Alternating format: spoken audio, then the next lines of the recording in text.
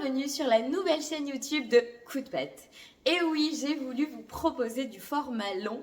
J'avais envie qu'on se retrouve un petit peu en mode cocooning, un petit peu dans mon canapé. Ça sera des instants un peu plus confidence, ce sera des moments où on parlera un petit peu du perso, du pro, des projets, de tout ce qui arrive finalement dans la vie de Coup de Patte. Voilà, et ça me tenait à cœur de vous présenter cette première vidéo. Donc je m'appelle Marine, j'ai 34 ans et bien évidemment je suis passionnée par nos amis les félins depuis ma plus tendre enfance. J'ai été à un moment donné aussi je suis passionnée aussi par les dauphins. Voilà, j'aime beaucoup la vie marine aussi, c'est pas pour faire un jeu de mots. D'ailleurs, ma première peluche à la maternité fut un grand dauphin offert par mon gentil papa. Et ça m'a bercé du coup toute mon enfance. Donc à un moment donné, j'ai voulu même travailler avec les dauphins. Malheureusement, c'était assez bouché comme voie, donc j'ai abandonné l'idée assez vite de travailler avec eux. Et voilà, donc je suis aussi passionnée par le théâtre. Je fais du théâtre depuis le lycée. Voilà, j'ai dit à mes parents, maintenant je veux faire du théâtre. Donc ils ont trouvé un lycée où il y avait une option théâtre. Donc j'ai fait un bac théâtre, j'ai fait une licence de lettres et d'art du spectacle où il y avait du coup de théâtre et d'autres arts aussi, dont la danse. Et voilà, donc j'aime beaucoup le théâtre, j'aime beaucoup la lecture aussi, je lis beaucoup de livres, dès que j'ai le temps, bien évidemment, parce que maintenant avec tous ces projets et puis une petite fille de 3 ans, c'est un peu plus compliqué de trouver le temps. Mais j'essaye de trouver le temps de lire, parce que je trouve que c'est important.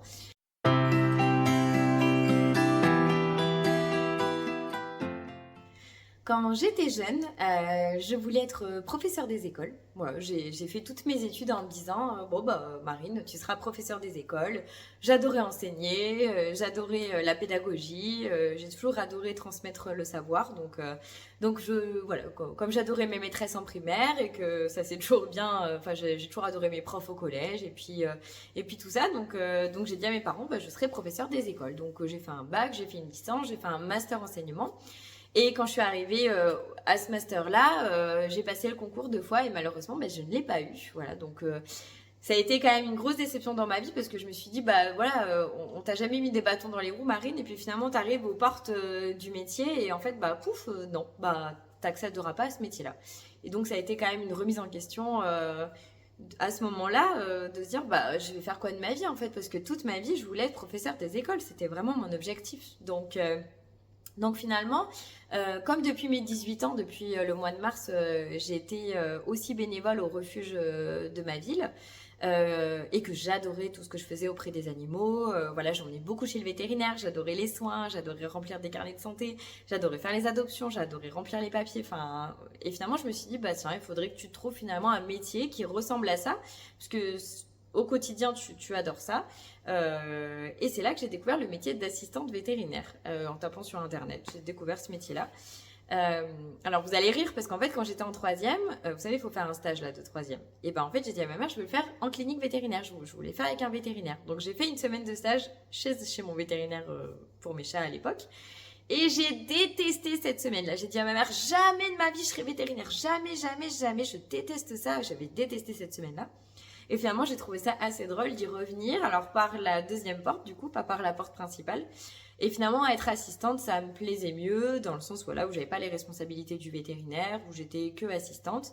Il y avait la partie accueil qui me plaisait énormément, parce que donner des conseils, tout ça, c'est quand même une partie un peu avec de la pédagogie, enseigner des choses aux gens, leur donner des conseils, avec votre petit chat et tout. Donc toute la partie accueil me plaisait bien. Forcément, la partie soins, je l'adorais aussi. Et puis la chirurgie également, j'aimais beaucoup aider le docteur.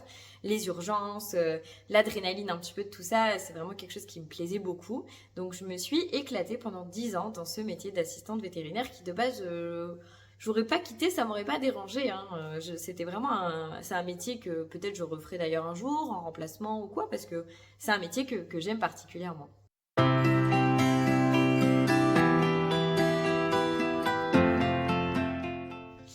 puis je sais pas pourquoi, depuis que j'étais jeune aussi, dans ma tête, je me disais, non mais un jour j'aimerais bien avoir quelque chose à moi en fait. Je voudrais bien avoir une petite entreprise.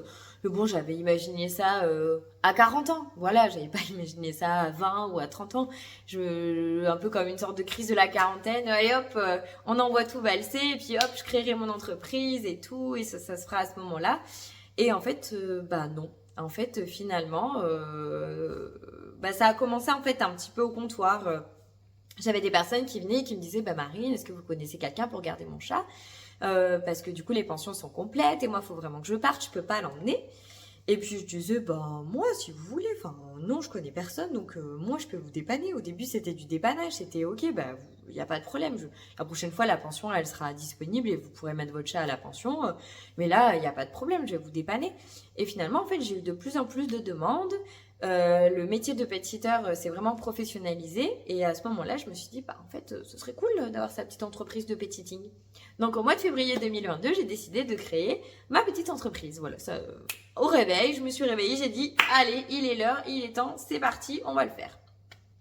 Pour chercher un nom, bah je réfléchis, c'est compliqué au début de trouver un nom. Puis finalement je me dis ouais mais du coup c'est un coup de main. Mais comme c'est des chats, bah du coup c'est un coup de patte. Et du coup, pouf! Je me suis dit, coup de patte! Ah, ça sonne, ça claque, ça. Ah, c'est bien, un coup de patte! Alors, forcément, je suis pas la seule sur la Terre à avoir appelé son entreprise coup de patte, hein. Il y a une entreprise de surgelés, il y a une entreprise de plein de trucs.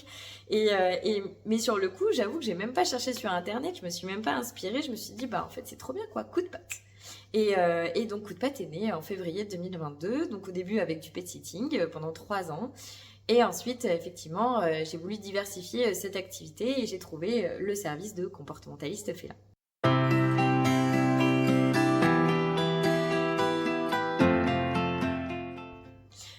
Au début, je voulais simplement me former.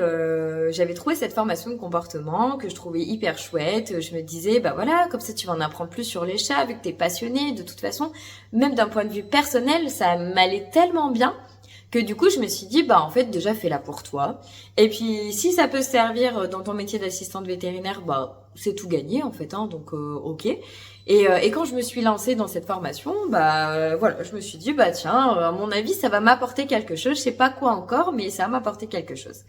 Et effectivement, de fil en aiguille, je lisais les cours, c'était trop bien, ça me passionnait, c'était génial, j'apprenais tellement de choses sur les chats, il y a tellement de choses que je pensais savoir qu'en fait j'étais à côté de la plaque et que finalement en fait c'était tout autre chose. Et puis finalement en fait à la fin je me suis dit mais en fait c'est trop bien ce métier, mais en fait c'est génial.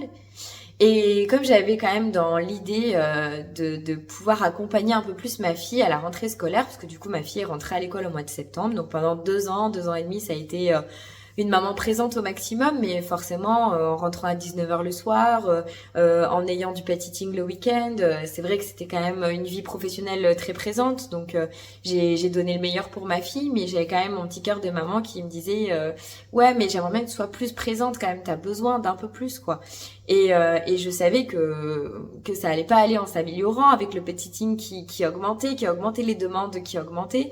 Et je me suis dit bah il faut prendre une décision en fait. Et pour quitter la clinique vétérinaire, il faut que tu fasses autre chose que le pet sitting parce qu'aujourd'hui on peut pas encore en vivre financièrement. Et j'ai trouvé ce métier de comportementaliste félin. Accompagner, aider les gens, leur apprendre des choses sur le chat, transmettre mon savoir. Et en fait ça a été une révélation. Je me suis dit bah en fait c'est ça mon métier quoi, ça va être ça. Et si on m'avait dit il y a quelques années, tu te verrais comportementaliste félin, mais jamais j'aurais cru en fait. C'était fou. Donc finalement voilà, le 1er avril 2025, j'ai décidé de tout quitter, de quitter la clinique vétérinaire pour lancer coup de patte à 100%, voilà, pour me lancer dans cette nouvelle aventure que je ne regrette pas quelques mois plus tard. Je suis présente pour ma fille au quotidien, voilà, je peux gérer mon planning, je suis vraiment plus sereine aussi, je n'ai plus qu'un seul travail, pas deux, voilà, qui me prennent tout mon temps et mon énergie, et franchement du coup je suis très très heureuse de ce choix.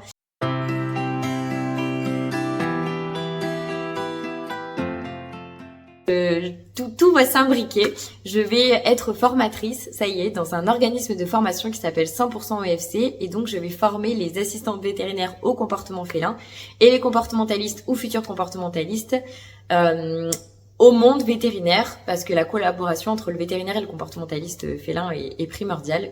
Et donc voilà. Donc finalement, vous voyez, tout s'imbrique. Je pensais pas, je pensais pas, je voulais être professeur des écoles et je pensais pas qu'un jour j'enseignerais, mais du coup dans ma passion des chats.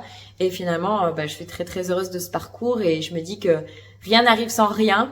Et qu'en fait, c'était mon destin de finalement franchir toutes ces étapes pour arriver à vivre, je l'espère, un jour de ma petite entreprise entre le pet sitting, le comportement félin aux particuliers et la formation aux professionnels. Et franchement, je suis comblée. J'espère que cette première vidéo vous aura plu, j'espère que vous en aurez appris beaucoup plus sur moi. En tout cas, voilà, je me suis livrée à cœur ouvert et j'ai hâte de vous proposer ce nouveau format sur cette nouvelle chaîne YouTube. Donc n'hésitez pas à vous abonner, n'hésitez pas à repartager les vidéos. Et puis des fois on parlera un peu plus comportement, un peu plus côté assistante vétérinaire, un peu plus formation, un peu plus tout en fait. L'avantage c'est que je pourrais vous proposer plein de vidéos différentes.